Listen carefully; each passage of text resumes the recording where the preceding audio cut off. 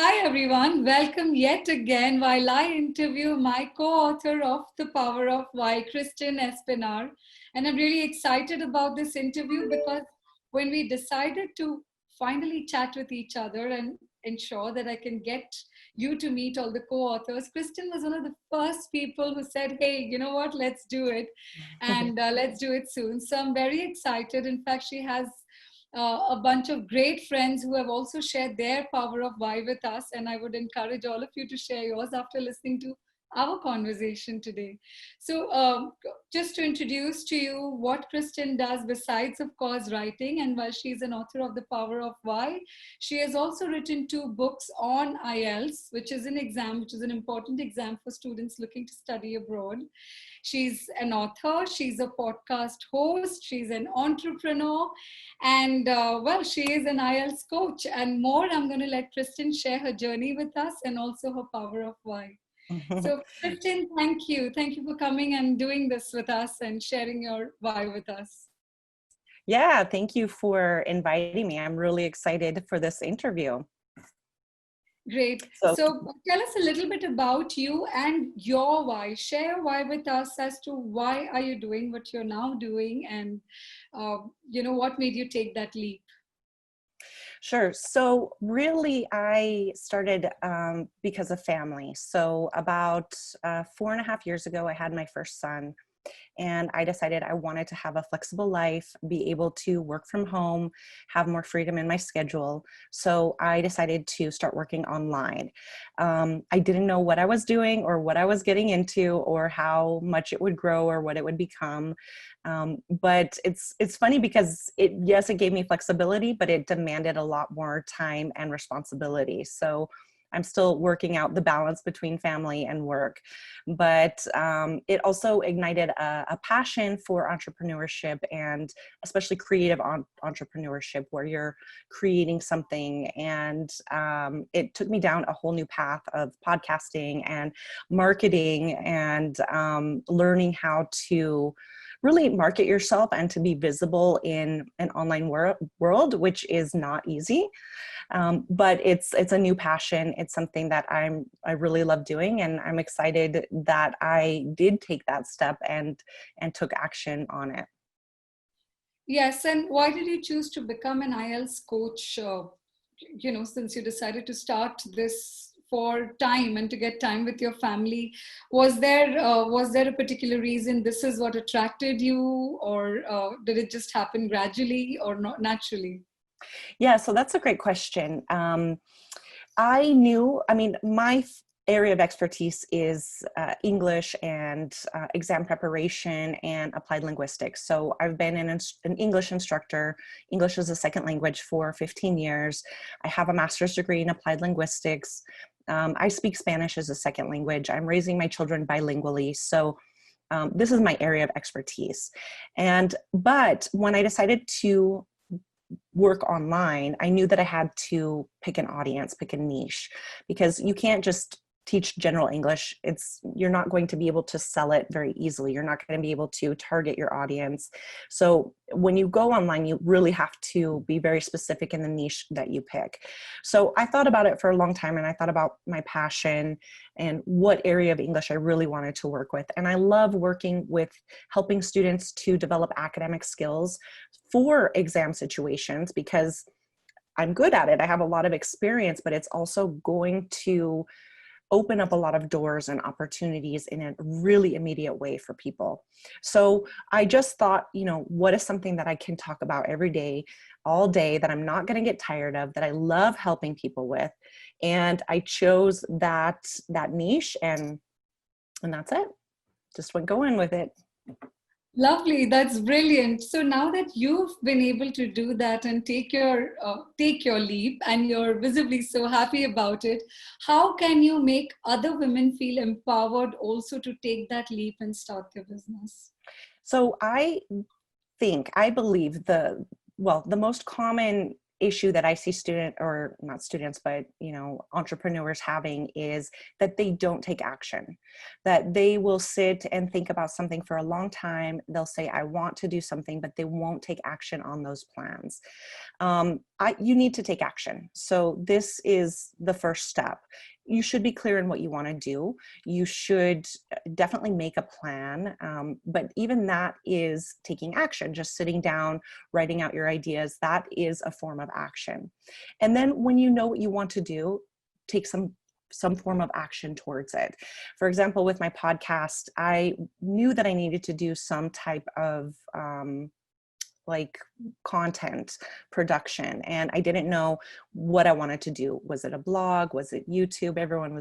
Everybody does YouTube in my area, but I thought about it for a while, and I heard a lot of recommendations about podcasts, and when I decided to do it, it took me about a week.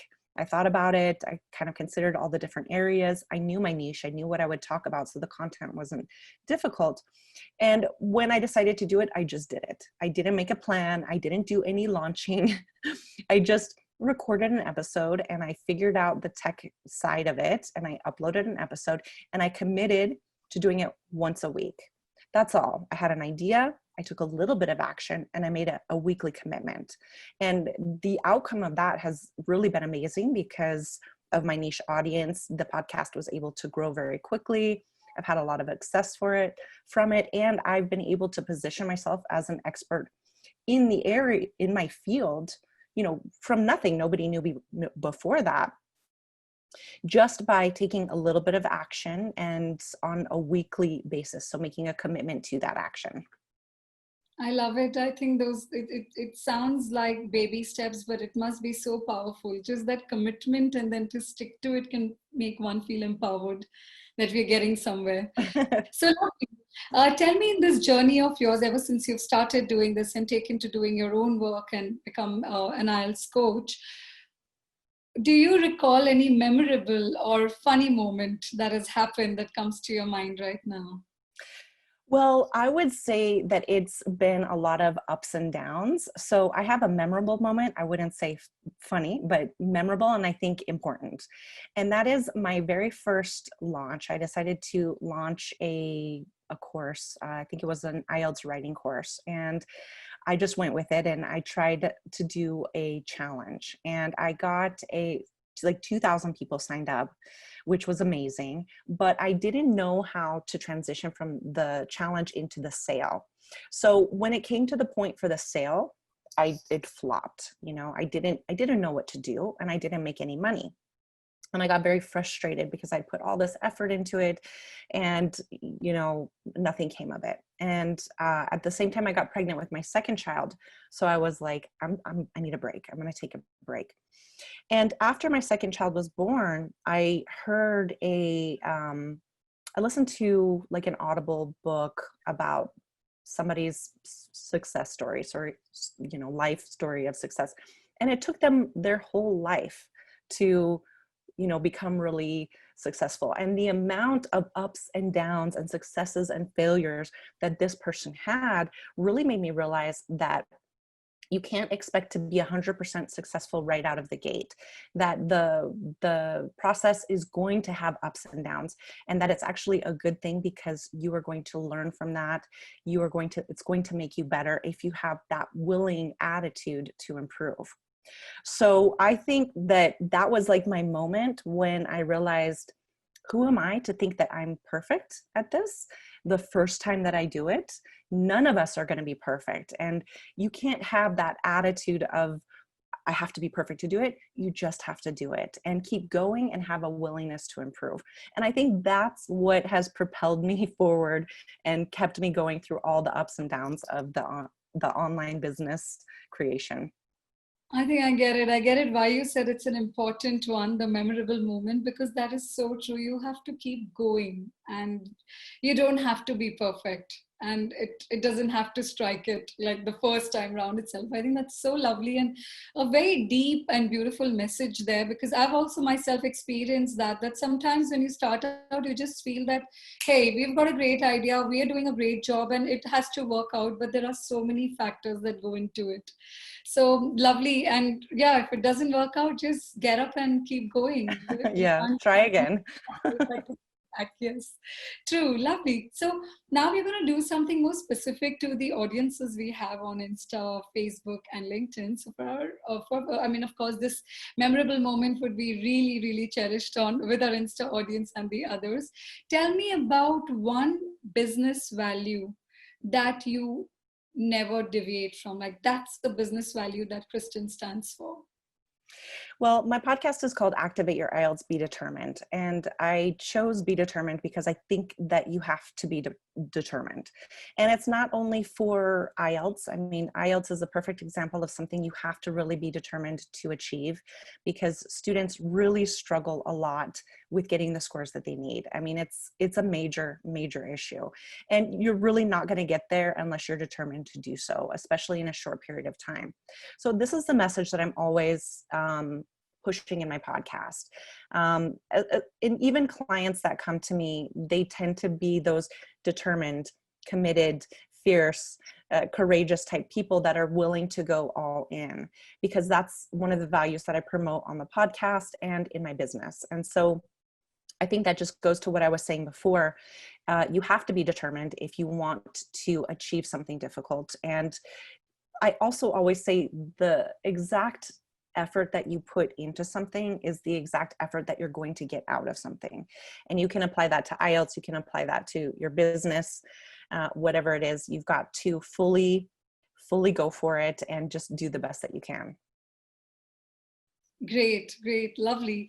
And of course, since you said your business, a lot of it, and most of it is online now, has there still been any further shift with all that's going on around us right now? Has there been a new normal within the sphere or in your area of work? And if there has been, how do you plan to adapt to this new normal perspective? Sure. I mean, definitely. In the beginning, I would say business actually got bumped up a little bit because everybody was going online. But my business is affected by travel, international travel, because the reason that people take the exam is basically for two reasons: to study it usually abroad at another university, although it could be a requirement in their country, or to immigrate to another country. Both of those require travel, usually being in person. So in terms of like my podcast listener numbers, you can see that the numbers have dropped, but you can also attribute that to different patterns of listening. When people used to listen to podcasts, they would, be driving or exercising or doing all of these things that we don't do anymore. And even my own, or we do, but not in the same way. And even in my own listening of podcasts, I would say the first month or two, my pattern changed. And then I realized, well, I can still listen to a podcast when I go to, or when I'm doing the dishes or the laundry or something. So I would say personally for me, it's gotten back to where it was.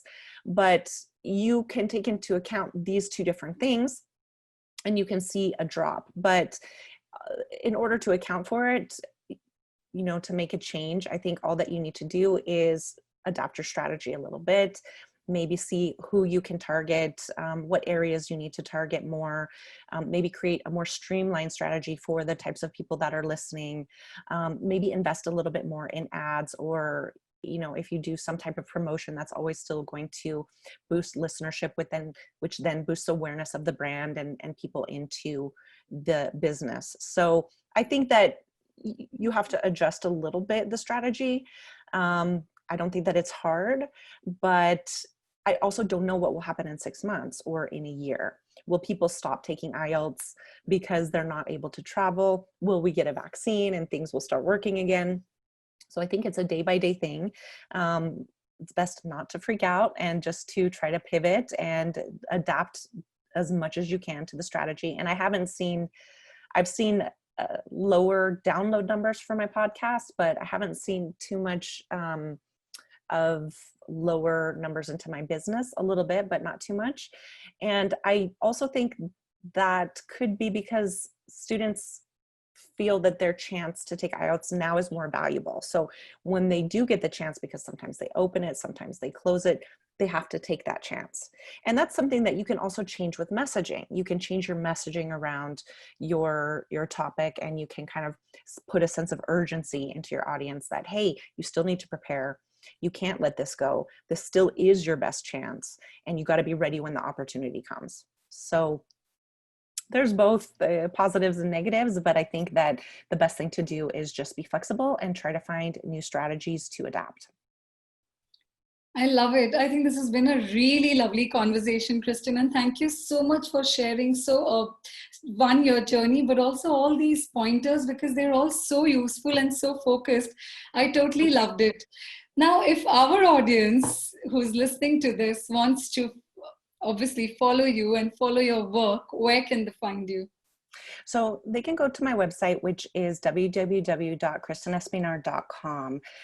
One thing that I've decided to do as part of my pivot during the pandemic is I'm adding a side hustle business in helping people with their podcast growth. So anybody that's interested in IELTS can contact me. And if anybody has a podcast and they want some help growing the podcast, they can also contact me on the same website. Just fill out the contact form and I'll be in touch.